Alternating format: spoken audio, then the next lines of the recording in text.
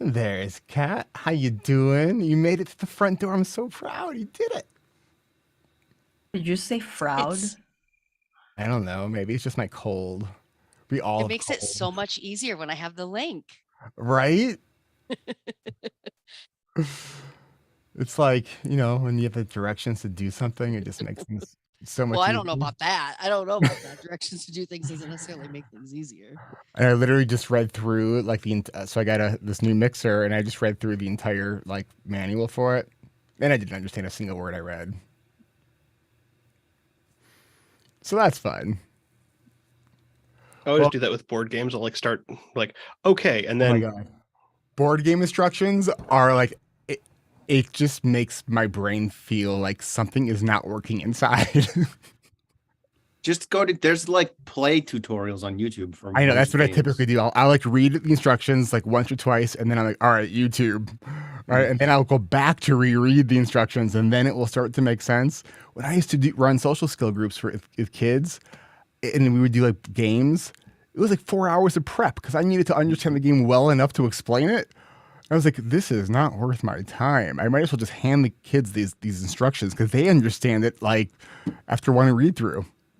We've got a buddy, and his superpower is understanding how board games are played from reading the manual, usually only once, Whoa. never forgetting how the board games are played, and teaching people how to play them. Like I he have a just buddy like has, that. they have so many games, and he's got all of them on lock. I think once he's had to review the rules before we played it. I don't It's know how they do bananas. it. Like, a bunch of my friends have left their board games here, Mhm. and I'm like, I don't know why I have these, but then I know when they all come over, my one friend is like, all right, we're gonna pull this one out, and this is how we play it. And I'm like, we played it once. He's like, yeah, and All right, let's I want to welcome everyone who is here.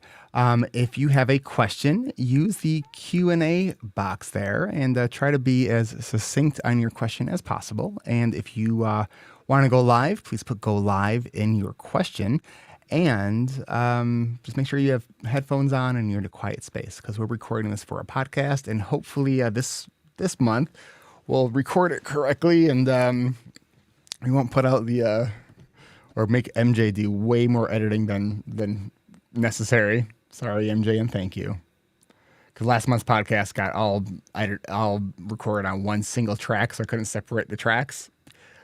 Yeah, so hopefully that won't happen. We tested already, so hopefully the test now actually works.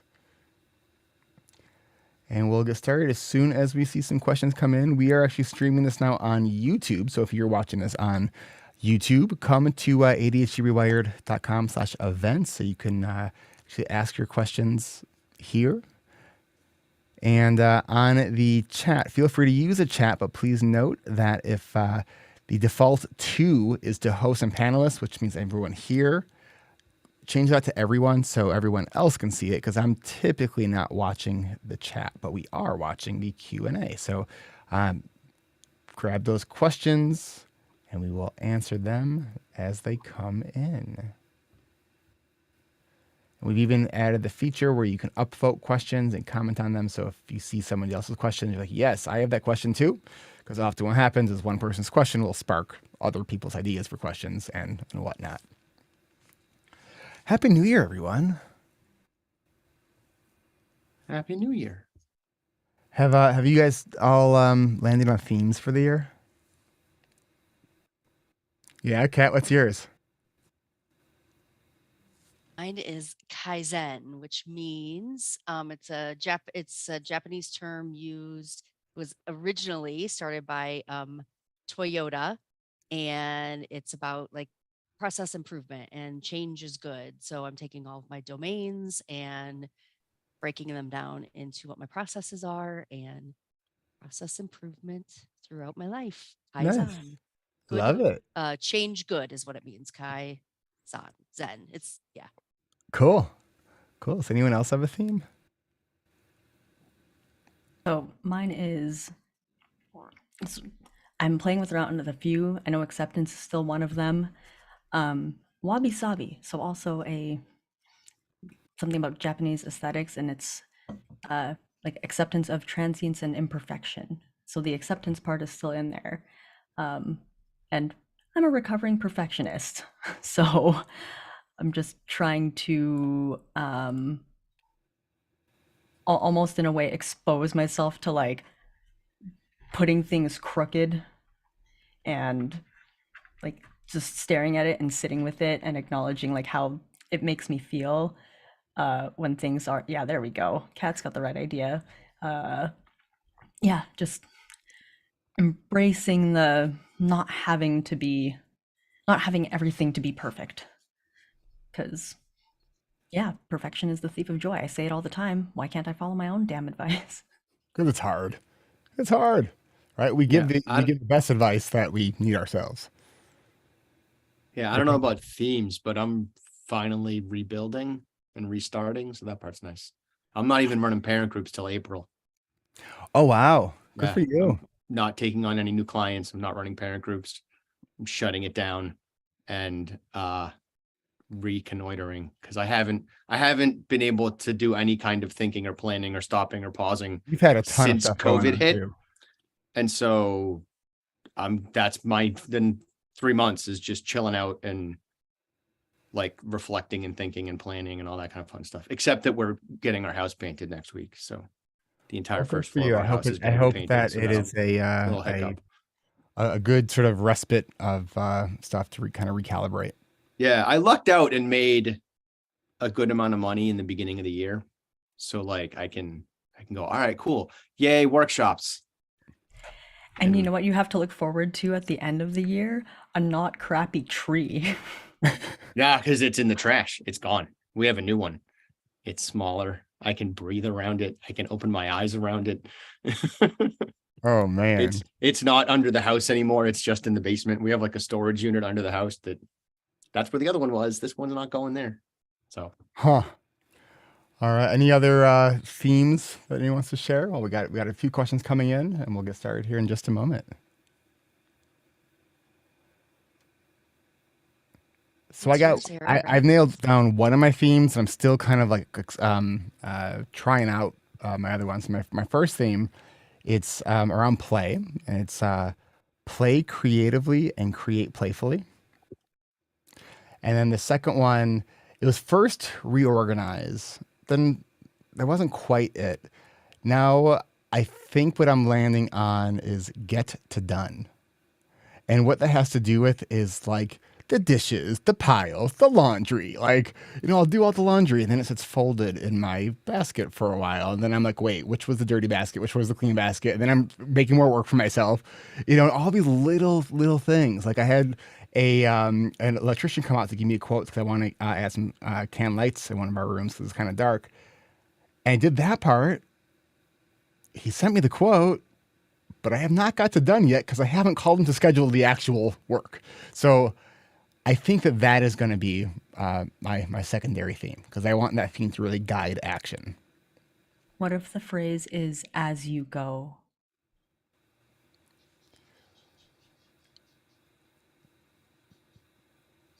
I mean, that makes sense. And I'm going to write that down and ponder it as you go. And I'm going to see this in about a week from now. And I'm like, what the hell does this mean? I'm going to throw that it was the best ADHD response to that. You were like, I mean, it makes sense. I don't like it. It's probably a good decision, but I don't like it. All right. So we got a couple questions here. I don't know if any of them want to go live. So if we can get, let us know if you've asked us a question in the Q&A, if you want to go live so we can start this here podcast. And don't forget Probably a good decision, but I don't like it. All right. So we got a couple questions here. I don't know if any of them want to go live. Why are you playing the thing? I have no idea. Let us know. Where is that from? Question in the Q&A if you want to go live so we can start this here. This is fun. Uh-huh. This is what my brain sounds like. Oh my when I'm trying to God. sort That my was thoughts. like, my brain was just being like, what is happening right now? Okay. That was fun. All right. I guess I had YouTube that we're streaming this to started playing. Okay. All right. We got Andy that can go live. So let's bring Andy up. And don't forget to do introductions this time. Thank you. It really does take a village, I tell you. All right, Andy, can we hear you real quick? Hello. Hello. Tell us just where you're from. Just want to get a little bit clearer audio. I'm from Missouri. Okay, perfect. All right, let me make sure we're recording in all the spots. Levels look good. And record here. Welcome back to another episode of ADHD Rewired. Today we have our live Q&A. I am joined by the ADHD Rewired panel of panelists. I didn't even know where I was going as soon as I opened my mouth. So let's start with MJ. Hello, MJ. Hi, Happy New Year. How's it going? I need to go feed my dog because she won't stop bugging me. All right. So hello to MJ and MJ's dog who's about to get fed. And we have Will Kerb of Hacking Your ADHD. How's it going, Will? Present. Present. All right. And I That's know about not- how it's going. Yeah, not feeling well either. I understand. Yeah, a little bit of round 2 of COVID. So Oh, man. All right. Well, at least you got a really comfy looking shirt there. And we have Brendan Mahan, host of ADHD Essentials. Yeah, I'm recovered from the allergy attack I had last time we spoke. And since then I've gotten RSV and COVID. So doing okay though. Oh, my. Ding! Okay. Well, We are- Gavin had RSV. I don't know if I actually got it, but same thing. So it sounds like we're riding the struggle bus here as a team. And I'm all right. we got ADHD Rewired coach Kat Hoyer. What's going on, Kat? I'm not sick. Awesome. At least one of us as well here. And we got ADHD Rewired coach Kristen Martz. I'm only sick of things like cracked pipes at my daughter's apartment. Yeah, that's the only thing I'm sick with. Just to is, clarify, there was an ED on the end of that, right? You're not like back in the 90s. Or there was no, I should say there was no ED on the end of that. There was ED just on the end of what? cracked, like broken pipes, There's not no cracked pipes. No crack pipes at your daughter. Oh my God. Just want to make sure I Have heard we you not right. explained to Brandon about me? I am very naive. I get taught something new every day by Kat and Eric, sometimes Lisa, sometimes MJ. Yeah, because that just didn't even float through my brain. I went, what? No, and I'm so flustered because I barely got here with the crack pipe. The apartment company, we called them yesterday. They're like, we'll send somebody tomorrow. You just got to put down the Okay. crack pipe. Yeah, I guess so. Maybe that's what I needed last night. Anyway. All right. Say no to crack kids. All right. And we have Lisa Cieslak, ADHD Rewired's community manager and my executive assistant. How's it going, Lisa? Oh man, I'm great now. Whew. That was hilarious. All right. And there's me, the host of this here podcast. All right. And our first person who is here to ask a question for us is Andy. How's it going, Andy? It's going well. Thanks for asking. All right. So tell us your question.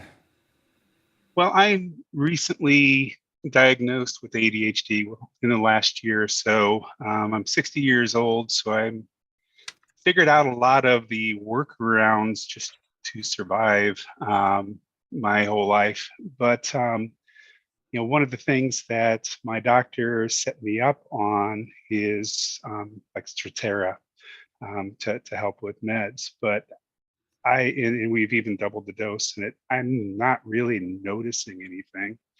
And because of changes of jobs and stuff like that, I don't have, I've just had my, personal doctor that's working on the meds with me instead of a psychiatrist or something like that. I'm just kind of looking for some suggestions on what to do with either meds or with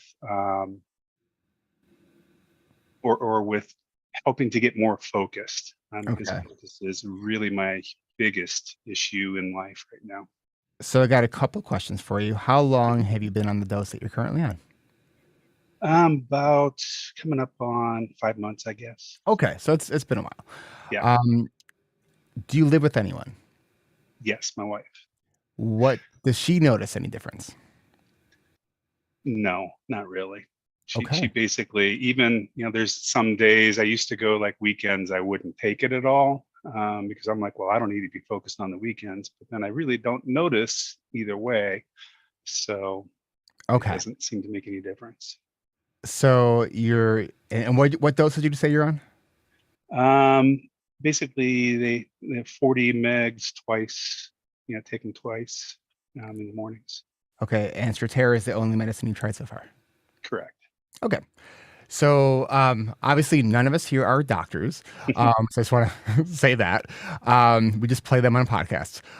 Okay. So if you are not noticing anything and your wife is not noticing anything, I think it would be time to return to your doctor and let them know that.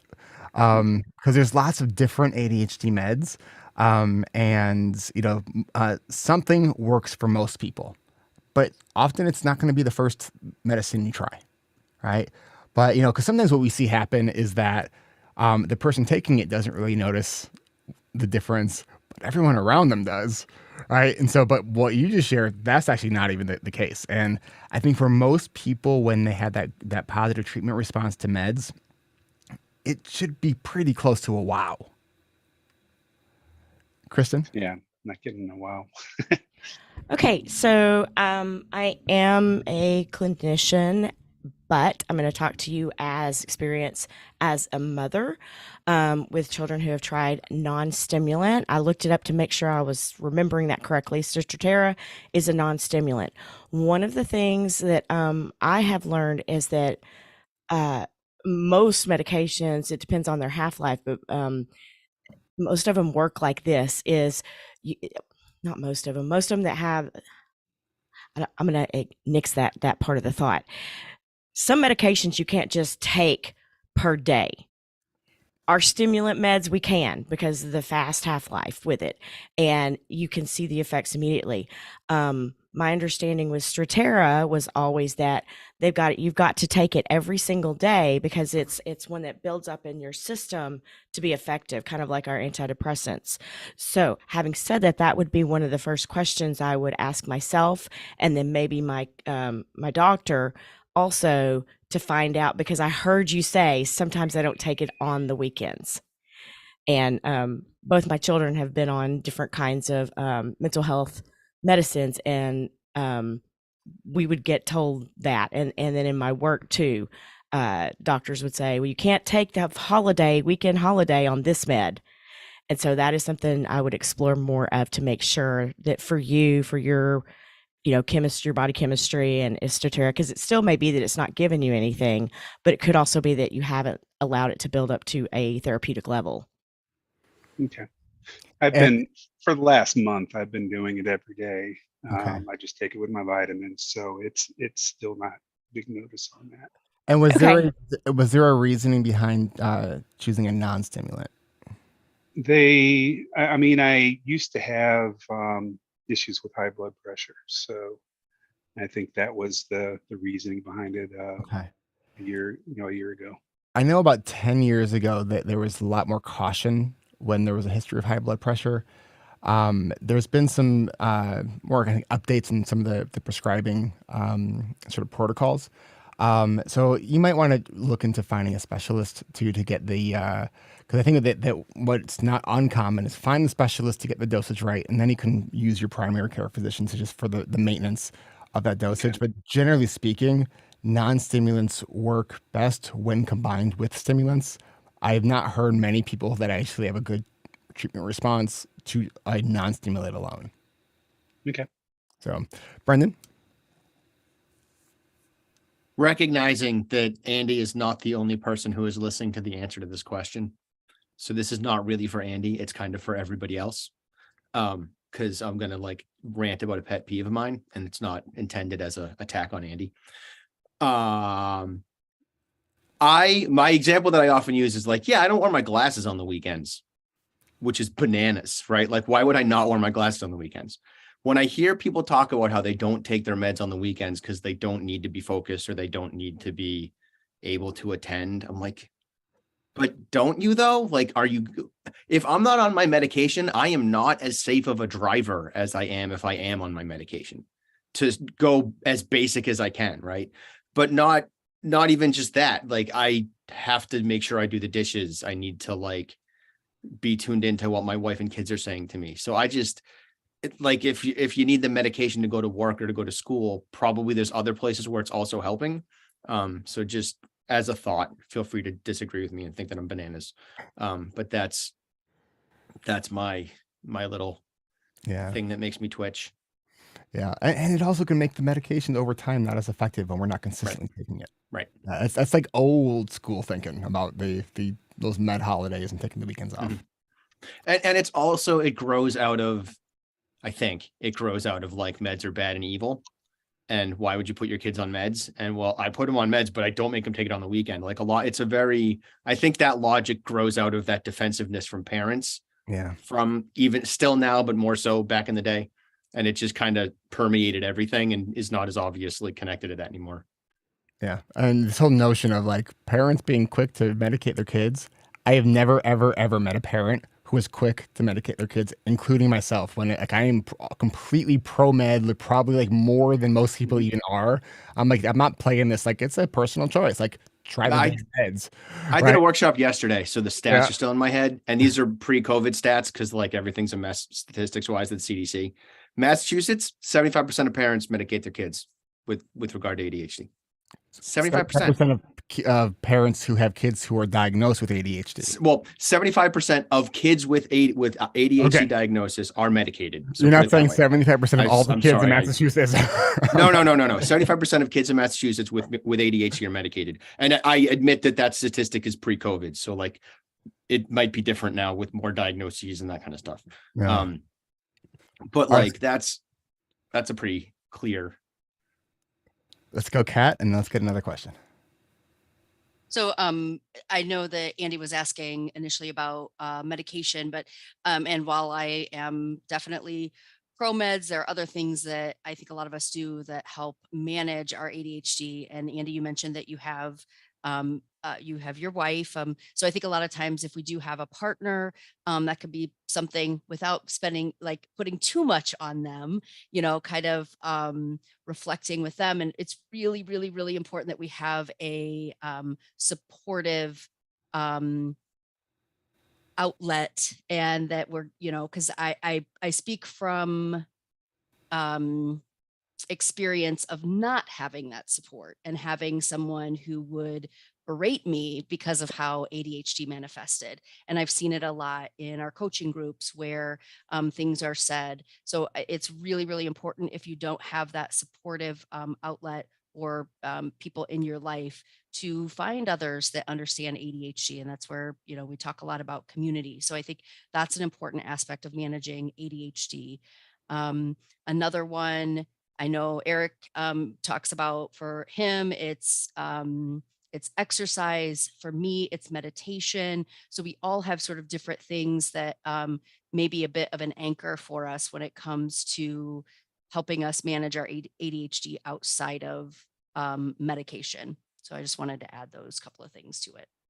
Thanks. All really great comments. Hope that was helpful, Andy, and for everybody else. Yes, it was. Thank you. All right, let's get our next question. We got Russ. All right, Russ, what is your question? Basically, you have two modes of dealing with crisis, and one is,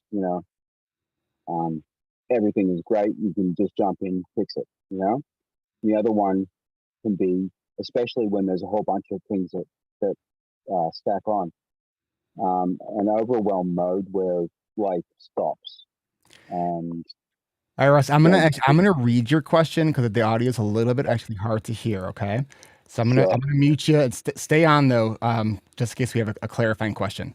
All right, so Russ's question is: when a life catastrophe occurs, sometimes there is a fixer mode, other times there is an overwhelm mode, resulting in complete shutdown of all life events and routines. How to get past the hyper-emotional devastation and back into regularity without too much loss or damage too. Okay. Brandon, sounds like a wall of awful kind of question. Yeah, it totally is. It's that I like the fact that you use fixer mode and overwhelm mode, because they're two distinct modes that we need to start paying more attention to as human beings. We process information emotionally, and we also process information in a more cognitive, intellectual, academic way, right? When we're in fixer mode, we're more cognitive. When we're in overwhelm mode, we're more emotional. And in order to move from emotional processing to cognitive processing or intellectual processing, we have to process the emotions. It's part of how you get up the wall of awful, is you've got to accept the emotions that are happening. You've got to like acknowledge them. Don't fight against them. Just think like, yeah, I'm pretty scared about this. I'm pretty anxious. I'm feeling humiliated. I'm feeling like overwhelm is a vague term, right? So we want to get more specific than overwhelm. What does overwhelm mean? Are you anxious? Are you feeling rejected? Are you feeling guilty and shameful because you keep making this mistake over and over again, and now it happened a fifth time or whatever, and it's catastrophic? Like, what's going on? Are you seeing a pattern, and that pattern is bringing up a ton of emotions? That's the work to get out of overwhelm mode and to get past the wall. So, Brendan, are you saying that deal with the emotion and dealing with the emotion is not necessarily dealing with the issue itself? Yep. Yeah. I think that's a really important distinction that I think that when we're trying to manage whatever the stressor is, it's and this is something that came from that was highlighted really well in the book Burnout. It talked about like to deal with stress. It's not about dealing with the stressor. It's about actually dealing with the stress itself, the physical components of that stress. So they talk about completing the stress cycle, right? So if we get this flood of emotion and we're just sitting there in it, we are literally then sitting there in it. Like we have to move. We got to do something physical to get that, to process those physical emotional. Right. So I hope that was helpful. Let's take a quick break, and when we come back, it looks like we have a question dealing with the gloomy days of winter. So we will be right back. All right. Just super quick announcements. We got so our winter coaching groups are now full. We are going to be starting our registration pretty soon for our spring coaching groups. So if you head over to the website, coachingrewired.com, and get your name on the interest list. And you can do some virtual co-working with us any time of day or night at adultstudyhall.com, our virtual co-working community. And if you love what we're doing and want to show your support for us, consider becoming a patron. $5 a month. You can skip all the ads, get ad-free episodes. And at $25 a month, you can join me for a monthly coaching call every fourth Tuesday of the month. So that's patreon.com/ADHD rewired, or you can just go to our website and click the links there. All right. And definitely check out all of our other podcasts here on the ADHD Rewired Podcast Network by going to adhdrewired.com/podcast network. All right. Anyone have other real-time announcements? I do. Okay. I will be working with the Impact ADHD folks on Friday to do a webinar on neurodiverse communication for parents of neurodiverse kids, like how to navigate the communication challenges that often come up there, which I already touched on a little bit, because one of the things we're going to talk about is emotional versus cognitive communication. And I am also part of Alan Brown's Crushing It Summit. I'm forgetting the real name.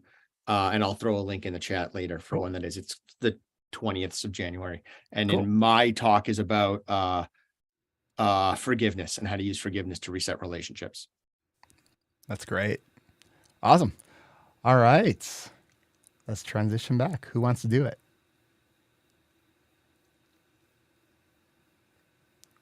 We'll go for it. Oh, MJ's got it. MJ's got it. Well, this is awkward. And we're back. All right. We got a question from Margaret. I'm not sure if Margaret wants to go live, but let's read Margaret's question. How to deal with the gloomy days in winter. Northern U.S. My motivation is non-existent. All right. Well, Margaret, I also get the SAD as well. The seasonal affective disorder, and the struggle is real. All right. So, the things that we believe are most helpful. It's one, it's try to get morning sunlight to the best that you can. You can get a light box.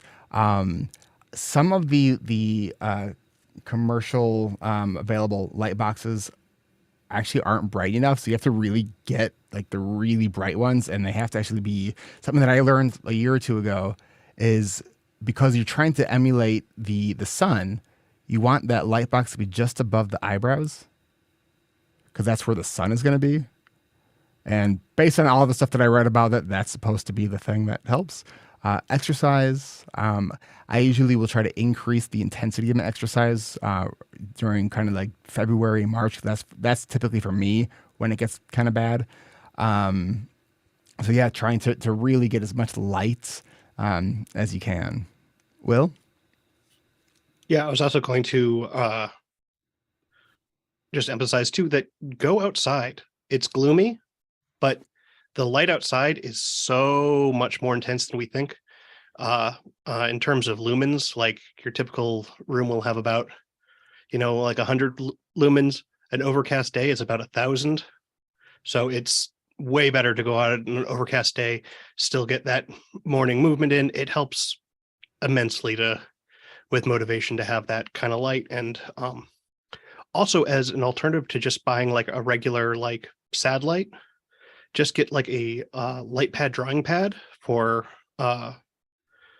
doing like sketches and stuff. That they display a large amount of light, and they're like a third of the price of a satellite. And they You're talking about the ones that are like, I remember my mom used to use one. She used to do calligraphy. Mm-hmm. Yeah, it's like for like tracing and stuff. Cool. I never heard of that. That's awesome.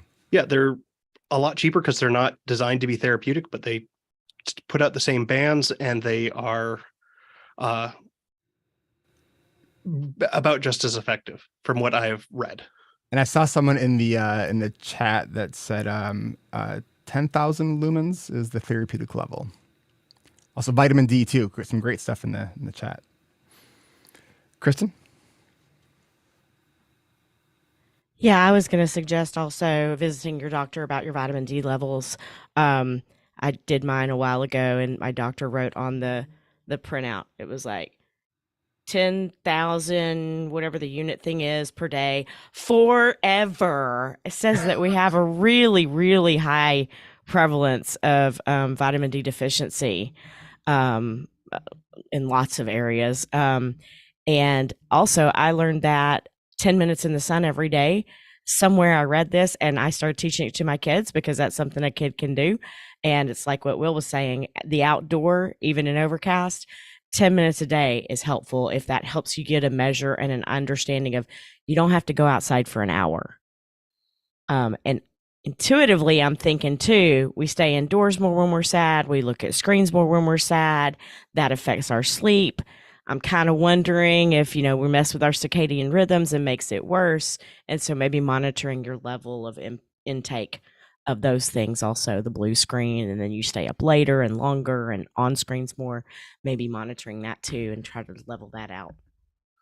I never could understand people who live like up in Alaska and like during the winter time, it's just like dark all the time. Like that to me just sounds like the most torturous environment to live in. I guess it's the opposite in the summertime though. So, all right. So we are seeking more questions. So if please put your question there in the Q&A box. Oh, I think we got another question here.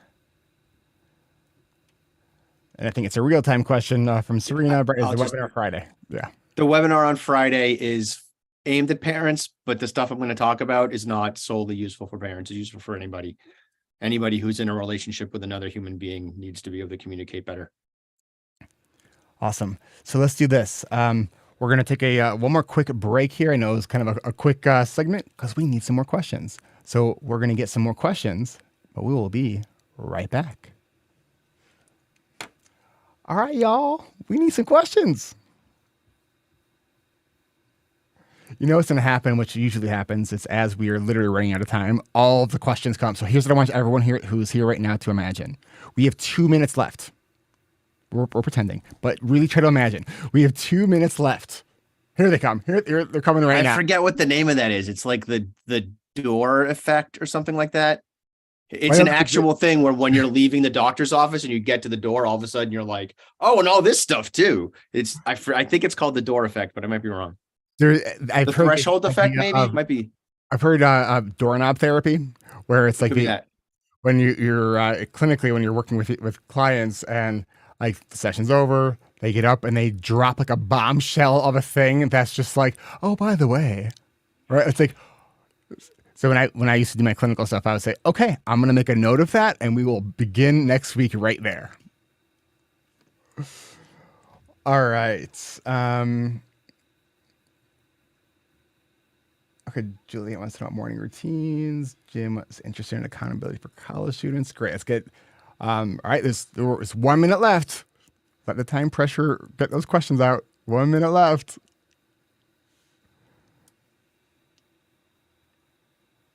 It's working. I love brain tricks.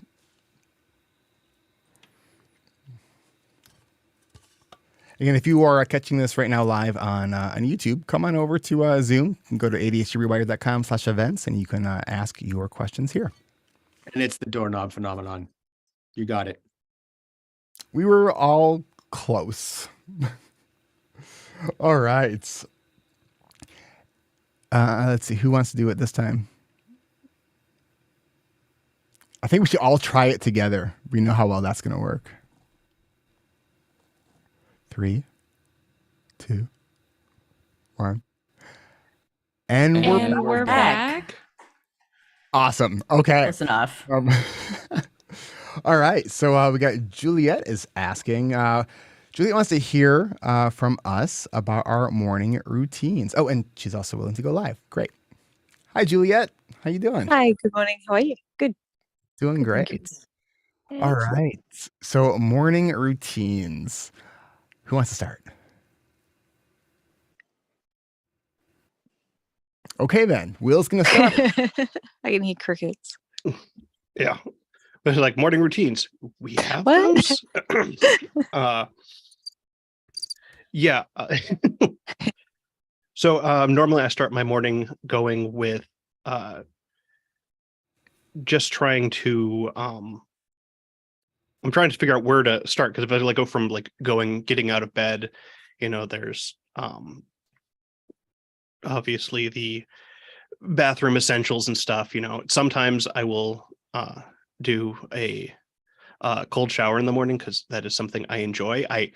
It is a sensory thing that I find very enjoyable. So I'm not recommending that for everyone. But and then it is, getting dressed, having coffee, making sure my kids are ready to go for school. And that's it's for me with the morning routine, it's about being like, okay, how am I getting ready for the next step in my morning? It's less about the things I'm doing. It's about being like, okay, kids, do you have your backpacks ready? Do you have socks with you? Or do you have to go back up to your room? Every morning that conversation takes place. Yeah. Like, do you have socks? Socks downstairs. That would actually make a lot more sense. Yeah. And then, and the same goes for me. It's like, am I going to be ready to go out the door in 10 minutes? Am I going to be ready to go out in 5 minutes? And doing all the steps in between, and less about the individual things that need to happen that morning. Because the only thing that the routine are like, okay, I'm gonna have coffee. I'm gonna have drink athletic greens in the morning, have that with my coffee, and that's about it for those are they have to happen. Because I would like to have more oh, I'm gonna shave every morning. That does not happen every morning. And I guess the other one that too, I do try to get outside in the morning to get some light in my eyes, which is helpful with my dogs who also need to go outside in the morning. So I think that dogs are great for ADHD. Yeah, it's anything that builds that mandatory routine in. Kat, what about you? So piggybacking on exactly what Will just ended with, that mandatory routine, one of the things that helped me the most with my morning routine was when I started breaking it down into phases. So initially it was, these are the things I have to do to keep myself and my family, that means my son and my pets, alive. And then it was what would be kind of the next level of urgency, and then the other like nice to do's. Like I'd love to meditate and read and do all of those things, but when I started breaking them down into phases, it made it a lot easier. And of course I add novelty with that by using apps that will count it down, and I get to tick them off. Routinery is the one that I love to use right now, but I'm sure at some point that will get boring and I'll start to use a different one. The other thing is I accidentally have, instead of using the word phase, I typed the word, it like was a spell check thing. So I probably wasn't even spelling phase, but it changed it to party. And I liked that so much that now I just call it a party. And then I call it, like when I feed my animals, I call it the hobo zoo, which is, I won't even go into why that is, but I kept trying to spell zoo and it kept spelling it XOO. And I kept that on there too. So now it's the hobo zoo party. And it's just like, I add those like fun things to it. And it like, I just have a lot of fun in the morning with I love all of that. those silliness things. I So love that. yeah. Cool. And dance in the morning. Awesome. So I have sort of two variations of my morning routine. One is when my son is at my house, and the other one is when he's not. And when he's not, I typically need more accountability around my morning routine, because my son, in a sense, gives me great accountability because I have to, get him going, getting out the door. So my morning routine starts with I usually wake up between 6:30 and 7. I go to the bathroom, wash my hands, put my contacts in, get my son up if he's there, start making breakfast. Now for my breakfast, I like 99% of the time, I make the same breakfast every morning because I don't have to think about it. My son likes a rotation of 3 different things, which is fine. But it's not, so there's not that much variability is kind of what I'm saying with that. There are some days he has band, so I got to get him out the door early. When that is the case, I make sure that I pack my stuff to go to the gym the night before and get my lunch packed the night before. Because otherwise I will come back home with every intention of just doing the thing real quick and then leaving. And I never leave.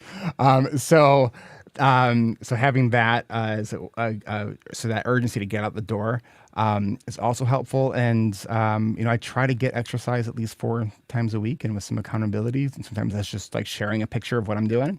But that's kind of the gist of my morning routine. Anyone else have anything you want to add? Kristen. So I hate morning. I'll never love morning. It'll always be mean to me, as I put it. That's one of my famous phrases in my house is, you being mean to me.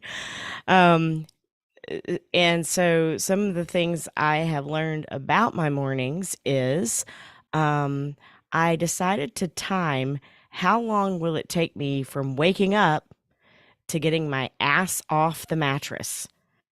Not just my feet, not just my hand, not just my toes, but literally standing up.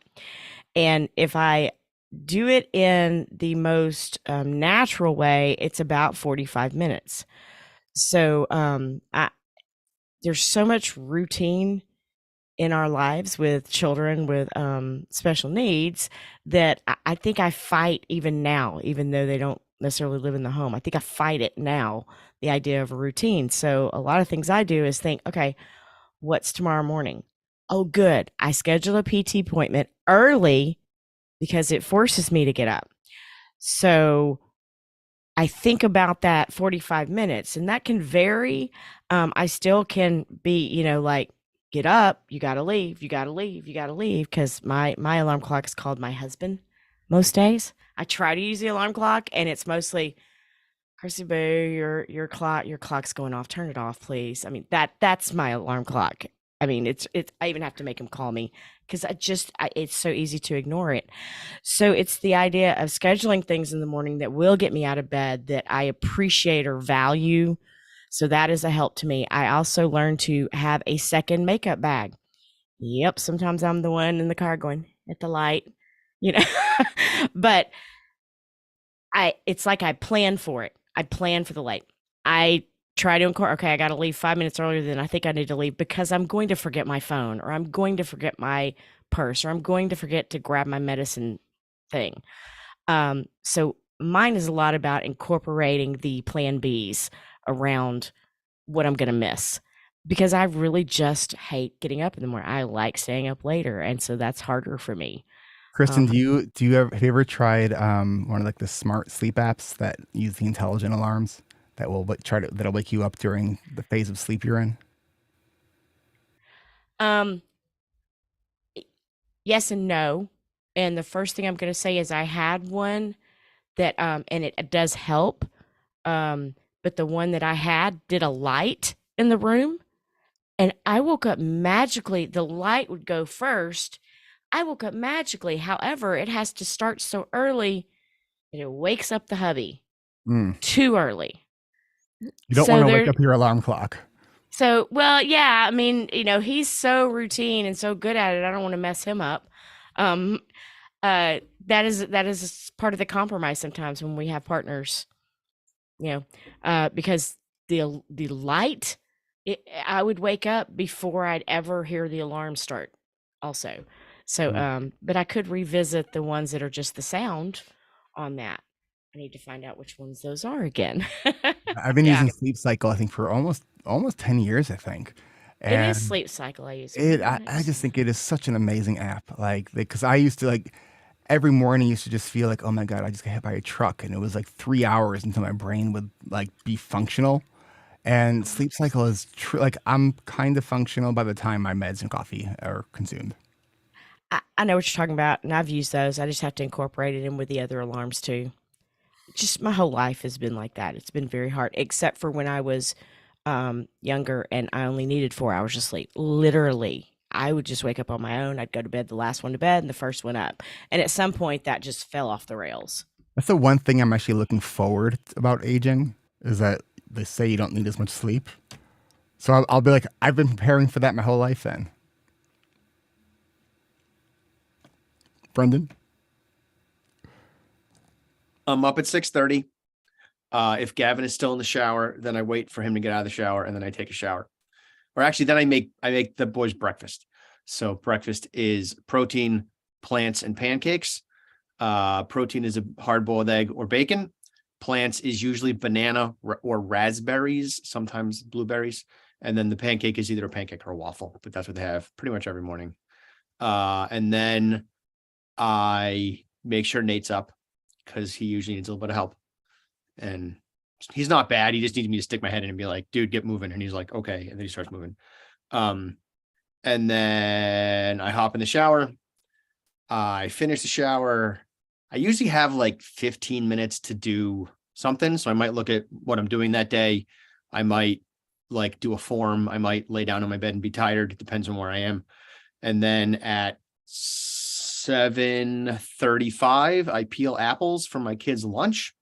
I peel them, I cut them up, and then we leave for school at 7:45. And I am coming home. On Mondays, I have a client, an 8 a.m. client. So I'm home doing client stuff. And other days, I'm either going into the woods to exercise, although it's getting too cold for that. Or this morning, I had to do some supermarket stuff. So I just got the supermarket stuff knocked out first thing. And then it's the day.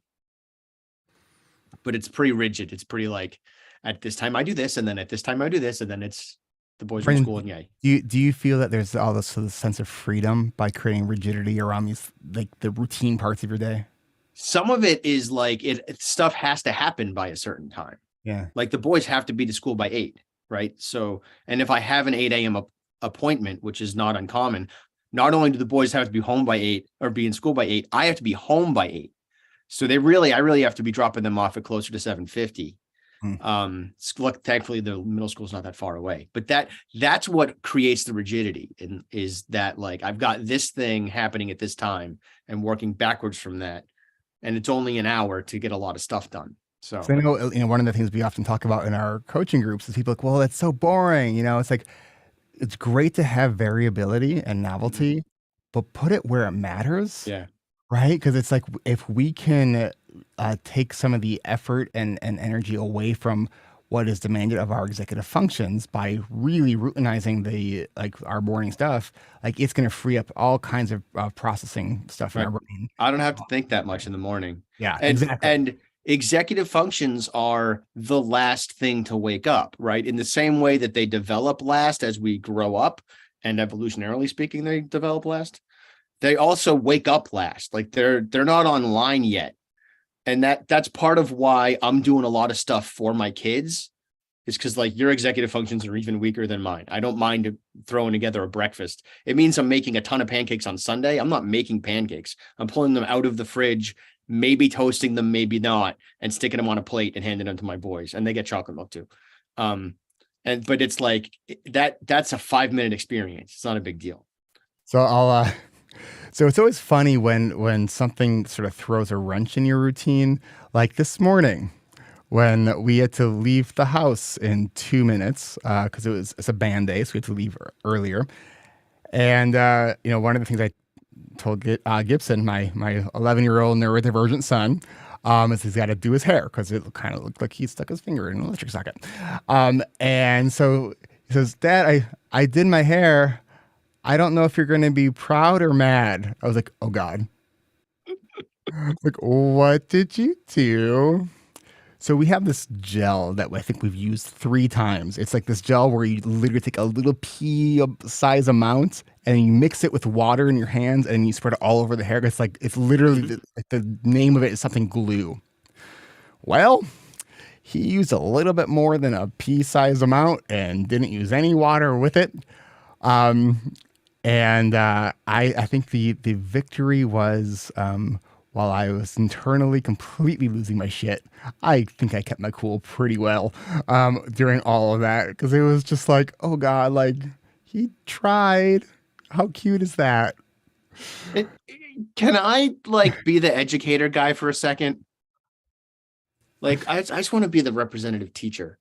Yes, Mr. Mahan. If your kid, if something like that happens, and it's not going to mess up your schedule, because that's a different beast, right? If you've got something at like in 20 minutes, you need to be home, that's one thing. But if you've got a window, it does not matter if your kid is late to school. It just doesn't. And also like if your kid doesn't seem to have a problem with it, which Gibson obviously did, because he was like, I think this is a bad call. Like, I don't know if you're going to be mad at me or proud of me. That tells me Gibson was like, I don't like this. But if your kid is like, this is great, and you're like, dude, you just something about married your head. Like we can't like, you can't go to school like that. And your kid doesn't get it. Like maybe let them, depending on how bad it is. Like, but if you need 10 minutes to clean the hair out, a lot of parents, and this is more for the audience than necessarily anyone else, but a lot of parents get really twitchy about my kid's gonna be late to school, and they feel the judgment, like the pressure judgment from the principal. There's and also like the the added piece, it's though, not a big deal. If your kid's neurodivergent and getting there late is going to increase anxiety, and that's there too, right? You got to know your kid, but control for the part of your brain that's like the school is going to judge me and find me wanting as a parent, because that comes up a lot for a lot of parents who may not even know it, and it doesn't need to come up. So I have a follow-up question, please, because I just went back in time 20 good old years. And more so than just doing your hair, I'd get one kiddo ready, the outfit on, and I'd turn around and try to get the other kiddo ready, and the panties would come off under the dress, and we wouldn't discover it till we were getting in the car. It was like, get back in the car, do that. So I don't care. I'm with you. I think they have one time to get to be a kid. You have one time to be tested as the parent, what kind of parent you want to be with that child for that moment of what's going on here. what individuality thing, what thing that's bothering them, to explore that and all of that.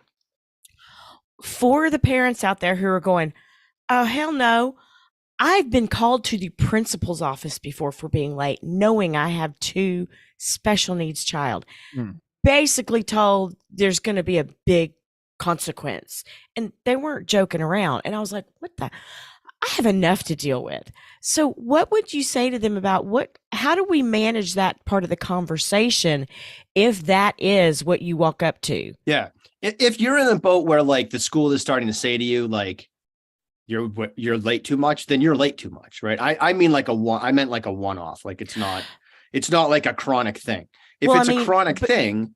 Can you speak to that? If we already have that going on and it's, yeah, if you've got a kid with a 504 or an IEP, right? Special ed kids, get it in the 504 IEP. My kids have that in their IEPs and 504s. Because last year we had a lot of school stuff, a lot of school anxiety going on, and that affected us getting there on time. We put it in the 504 IEP, and it's not a big deal. I think I'm asking as a parent who was ADHD and didn't know it. So didn't know how to have that conversation because it was in the IEPs. And so my language would come off as smart ass at that point, going, what the hell? Here's a piece of this that everybody needs to know. This is another like magic reveal. For most people, most parents, when you go into school, you become the kid that you were in school when you walk into that building, even if it's not your school. I've walked into schools with presidents of multi-million-dollar companies, like really significant bigwigs who I was consulting with, who walked into school and became totally disempowered. Because you become that kid. And where do you meet when you go into a school? In the principal's office or a conference room next to the principal's office. Or you're sitting in this tiny little chair in the classroom if it's elementary school. There's a lot of like, I don't think they happen on purpose, but there's a lot of power moves that happen when you meet with a school that cause the parent walking in to feel disempowered, to feel like they're 12 again and they're in trouble because they're sitting in a principal's office. And it messes with us subconsciously. And we forget what we already know. And I suspect that's a piece of what was going on for you. I've often wanted to, have my own IEP as a parent. Because, it's that fear of, okay, what form am I forgetting to get back for him? Like it's as a parent with ADHD, like that's something that like kind of kills me when like something has a negative impact on my son. That was something that was my fault. Just express it. Just say, here's what I'm going to do wrong. Here's how I say that to these schools. I'm like, here's how I'm probably going to mess this up because I have ADHD and like da-da-da. Yeah. I just own my stuff when I talk to the schools, not if I'm consulting. If I'm consulting, it's a different beast. But with my kids, like, and I throw school staff off as a parent and as a consultant because I worked in schools. So I'm not uncomfortable at all. I roll in there like I own the place, no matter what school it is. And they don't know what to do with me because that's not how the dynamic usually works. Usually any adult rolling into a school feels kind of like they're in trouble and they don't know why. That's funny that you say that because I became a social work therapist later in life. When my kids were young, I was that kid who was always good, never in trouble, scared to death to be talked to by the principal, unless they were saying, you look cute today, or great job, And so it really discombobulated me to be told I was doing something wrong. And then I worked in schools. And I love going into schools. I love using my LCSW to tell them, no, you're wrong. Yep. It was like an arsenal. So you're right. Yeah, that really makes a lot of sense to be able to reflect on it that way and to allow our listeners to step back and reflect on these kind of conversations and the hard conversations they have to have. Juliet, thanks for sparking a fun conversation. Let's go to another question, and let's see. Does anyone else want to go live here? We got Jim. How's it going, Jim? Hey, it's going good. Love what you guys are doing. Thanks. All right. What is your question? Yeah. So I work in a college counseling center, and I've got an executive functioning group with students, and accountability is kind of the next thing that's kind of I'm wondering about. How do I help students be more accountable? What are some ideas? How do we work that out? Yeah, I got a couple thoughts here about accountability.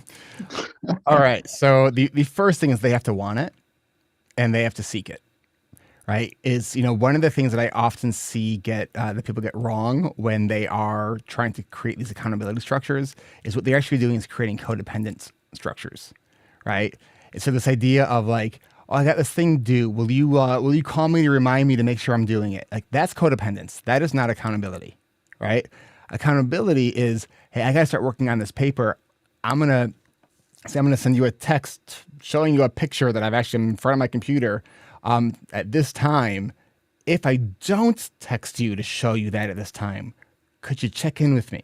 Like that's where we're talking about accountability, right? Accountability also isn't anyone that's going to make you do something. Accountability is a mechanism to help you sort of verbalize and communicate whatever it is that you need to do. And if you didn't do the thing, like that's also okay. The idea is to then let's explore, let's follow up.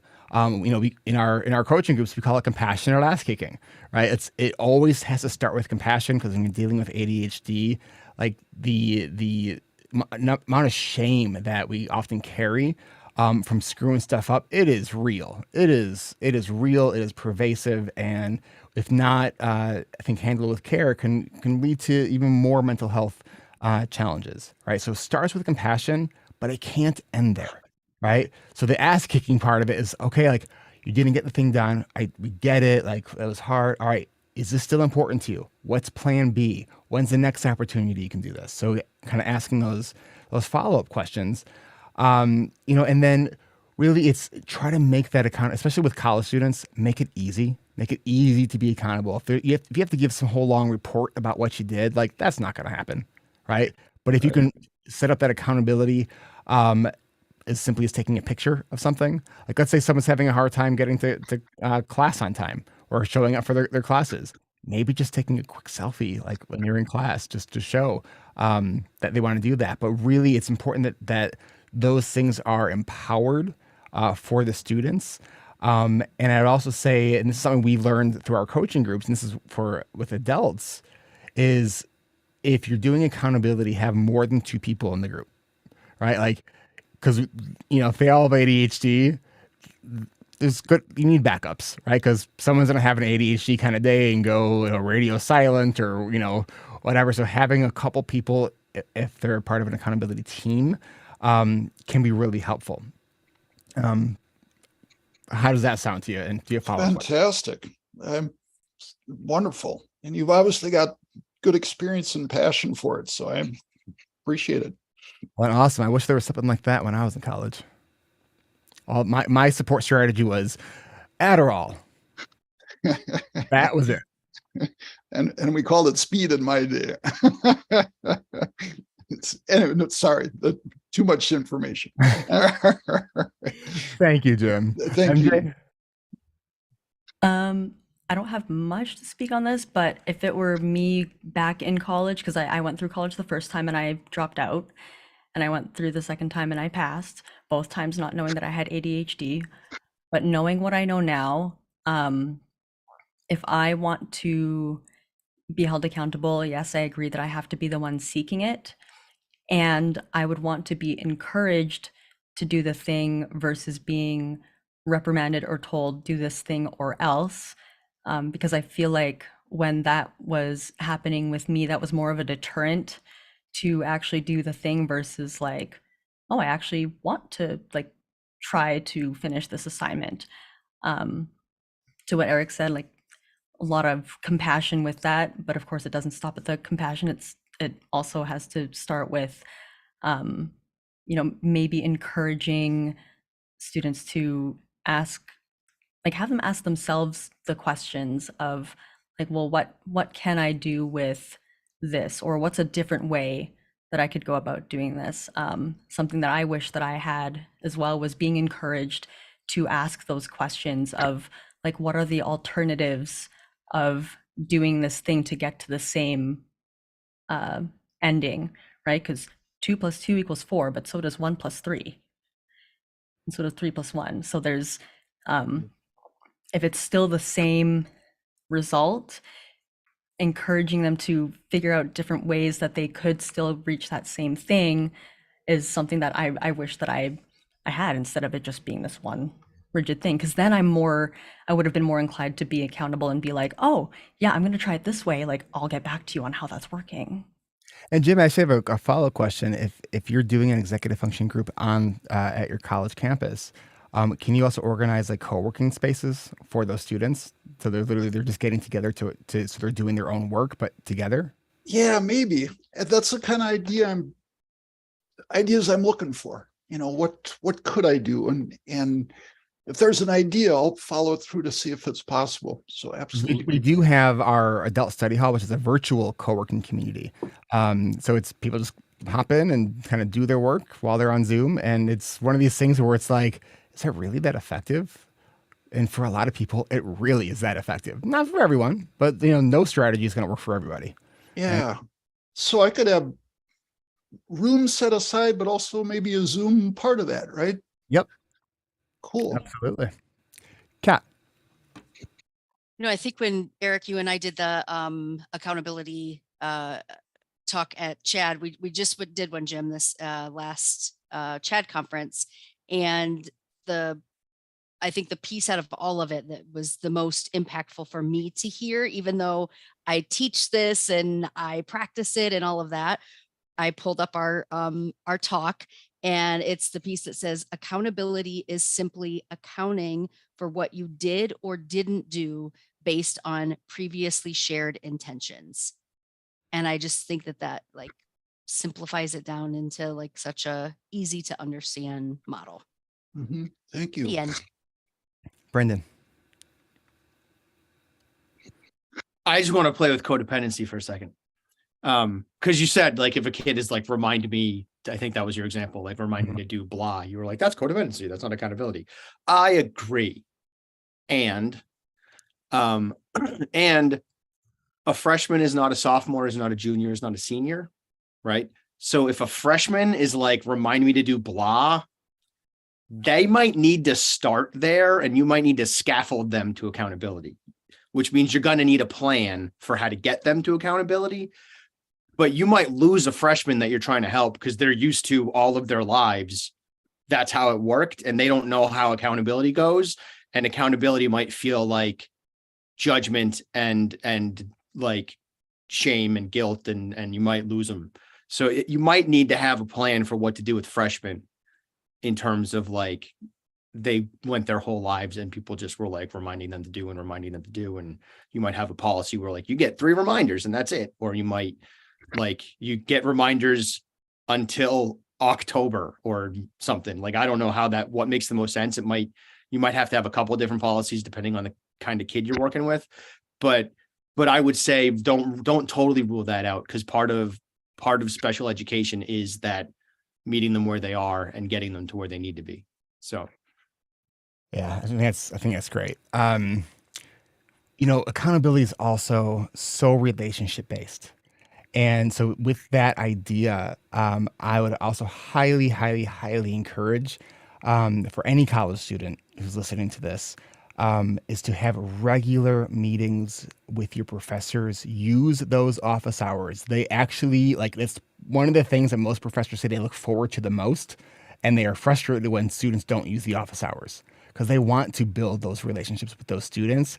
And the other, if a student's like, well, I don't really want to do that, explain to them that even though your grade is based on a percentage, it is a human being who is actually inputting that percentage into the computer to give you your grade. So if you are on the cusp of 2 different grades and you have shown a lot of effort and you have engaged with your professor and you show up to the office hours, there's a good chance that you might get that little bit of a boost. Like, oh, that paper was an 88. Maybe it was a 90. They put in a lot of effort into this, right? So I think that's also a really important point, that relationships matter in terms of accountability. All right, let's go to another question. Thanks, Jim, for your question. Let's see, I don't know if we have any go-livers. Let's go with Layla's question about please explain how to tell to prevent. Wait, Please explain how to tell. Someone else read that for me. Please explain and tell how to prevent and get rid of doom piles and or boxes. Sounds like a decluttering question. So I have a quick answer. And so the way I am dealing with that, next Saturday and the following Saturday, I have scheduled a professional organizer coming to my house finally for the first time. This has been something I've been saying I'm going to do for years. So that's one way. Kristen, do you have another one? Oh no, that was a joke going, ask me, ha ha ha. Yeah, no, I'm Queen of Doom Piles. I don't have Doom Piles. I have Doom neighborhoods and Doom cities that I work on. I have lots of ideas around it. One of them is join us and come to clean with me. Our facilitator of that group is amazing. We all chat all the time and we have lots of strategies that help each other out. I mean, I don't mean for that to sound like a commercial promo, but doing it with that body doubling aspect and then getting some insight into what has everyone else been reading and trying to learn and discover about has been helpful. I've made progress. So I am a hoarder of therapy supplies mostly and hobby stuff. So It's definitely important to not add a promo for adultstudyhall.com. Kat, go ahead. Sorry.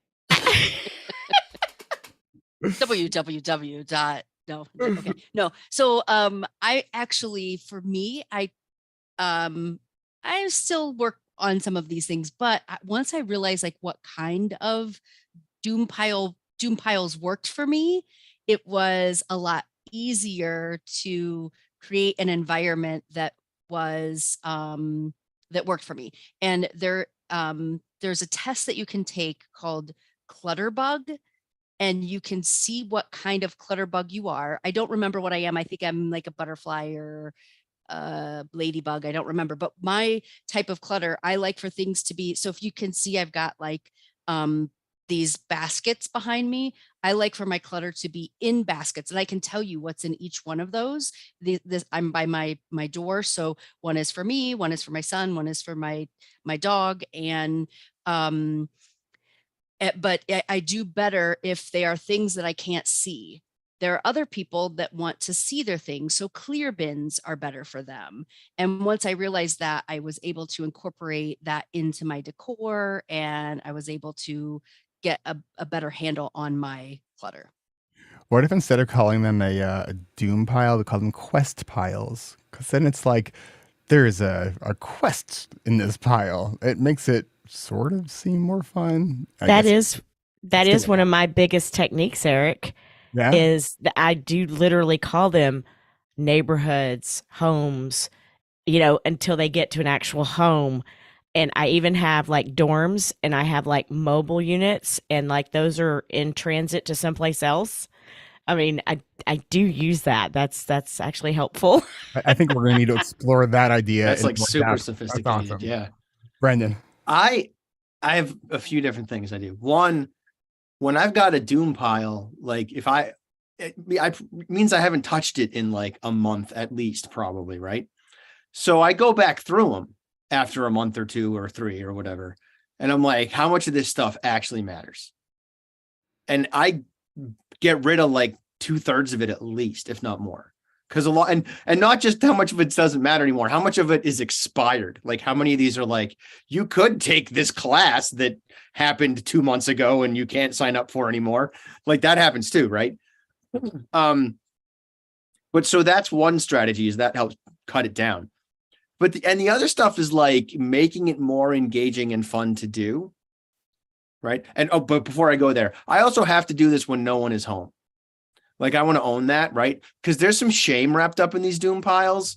And if my wife is home, especially, that shame is more pronounced for me.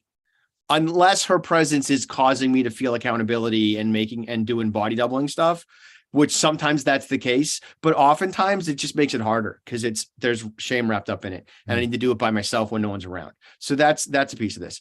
But the ways I make it more fun, there's sort of two pieces to this. One is I just listen to music. I'm just going to play some music that I enjoy, and I'm going to do that the is thing. Essential. I can't clean without music. Yeah. And the other thing is, these doom piles and boxes, I don't know if you guys are aware of this, but most of it's paper, right? start a fire, not in your house unless you have a fireplace, but like get a fire pit, if you have a fireplace, great. Sometimes it's fun to just burn the stuff because it's more engaging. like I'll do that sometimes. And if it overwhelms my fire pit because there's too much stuff, then I'm like, I'll just recycle the rest of this stuff. But like if I'm putting stuff in a box and I'm like, I'm going to burn this, like I'm much more interested in like doing that later. And then I invariably, it's more than my fire pit can handle because I'm not having a bonfire because my yard is too small. And then I'll just recycle the rest of it. But that's a way, like come up with stuff, even if it's like a paper shredder is engaging for you. I can't do that because I'll have an allergy attack to the dust. Oh man. But I can't do paper shredders. They kill me. But like whatever's going to make it more engaging so that you can get some of it done. MJ. And also like moving forward, label your boxes with what's in them so that next year you can look at that box and go, I don't need anything in here. Like, why was I so passionate about checkers? What the hell is this? Why do I have a whole box that's nothing but checkers? Like, just throw that out. At home, I got a couple bins of just random papers and stuff that I look at them like I don't know what to do with it. And I was talking with this professional organizer who's I'm going to be starting with next week. She was saying, we're going to try to get your system set up so then you don't need me to come back. And I said, well, that's actually how I want to work differently with you. I actually want you to come back probably once every like month or two, because I can guarantee you I am not going to maintain this. Yeah. Oh, and can I play with emotion stuff for a second too? Here's a fun one. I wicked have to clean my office. I've had to clean my office for several years now. It's a horrible nightmare. It makes me sad. Here's why. This is why my office is a mess. It was great. It was lovely. It was wonderful. We had to clean a different part of the house. A lot of the stuff in that part of the house got shoved into my office and everything fell apart. My wife knows to not do that again. Because she didn't realize it was going to mess me up as much as it did. Somewhere in some box in this office is my application to be a licensed special education teacher, which part of my brain feels like I need to complete because what if I've been doing this for 5 years now? I'm not going to be a special education teacher. That's dumb. Cognitively, I know that I can throw that box out and it won't matter. But emotionally, I feel like need to be really careful about what I just pitch, because what if I pitch that? That's a lot of work to have to redo, except I would probably have to redo it anyway because it was like 7 years ago. And I'm not going to do it. Like, do you know what I mean? Like that ADHD irrational emotionality happens to all of us. So try to think your way through it if you can. Once I have time to tackle this office, I'm just pitching stuff. I'm not going to worry about that special education thing, but that held me back for a long time. MJ. I'm going to start off by saying simple is not easy, but an idea that has helped me. Like I'm surprisingly good at managing my doom piles because I try my absolute best to not have them, because then that's the only thing I can think about. But when I do find myself in a doom pile, I like to sort that pile out into like 3 or 4 other separate piles, which I know sounds overwhelming, but hear me out. So the first pile is, when I'm sorting it out, is keep. The second pile is rehome. So maybe it doesn't, the thing that I'm finding in that doom pile doesn't actually belong there. The third is, and it needs to be in a box, 30 to 90 days. If I haven't used the things in that doom pile for a certain amount of time, like it goes there and I seal that box, put a date on it. If I haven't used what's in that box that's been closed and sealed for, again, between 30 and 90 days, it depends on the rule that I set, it goes to donation, because then it is gone. And then, of course, the last pile is just immediate trash. And I find that when I have a doom pile that I'm like, where did all this come from? It doesn't even have any rhyme or reason. Is what am I keeping? What am I rehoming or repurposing? And like, does it belong in that space? 30 to 90 day rule of in a sealed, closed box with a date on it, and whatever immediately needs to go. Because the advantage that I've found for me doing this is having that box of things that I don't know what to do with, but I also haven't used them in a while. If I can replace them for like less than $10, then that's fine. Because maybe there were things I only needed once or twice a year.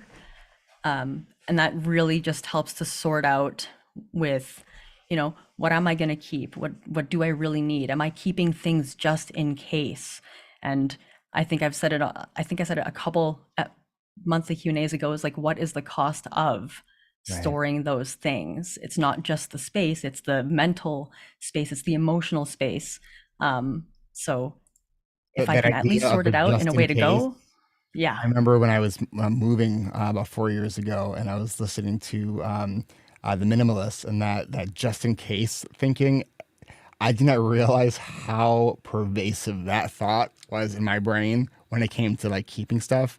And so, Angela, what you had said is like, what's the cost of replacing it versus what's the cost of keeping everything just in case, right? And so if something is, maybe $10 to replace, and you have, 5 of them, there's nothing wrong with the thing that you're getting rid of. Just get rid of it, and it's because it's all that stuff. It's not benign. When you have so much stuff, then you have so much stuff. And it's hard to do the stuff that you actually want to do because you have stuff everywhere, right? Man, no, stuff is hard. It just is. It's hard to, I love the whole like adage of we need this whole industries of containers just to organize all the stuff we don't need anymore, right? All right, we are at 1:10 in here. I know we have a couple other questions here. One was about ADHD and depression. The other one was about overwhelm. And I'm going to invite those 2 people to come back next month so we can answer those questions for you. I want to thank everyone for asking your questions, all of our panelists, and I want to hand it over to Will for our moment of dad. This one comes from my 7-year-old. What should you never eat on New Year's Eve? A firecracker.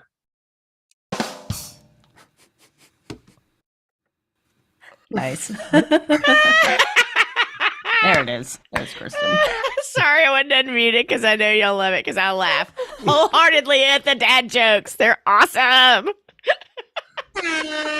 All right. I love you, Will. You make my week. You make my month every time. Eric, I need to take that air horn off of that thing. Oh my God. That marks the end of our monthly live Q&A. We will see you back here next month, same time, same place. Thank you, everyone. And if you haven't subscribed to the podcast, don't forget to do that. And we'll catch you next month. Thanks, everybody.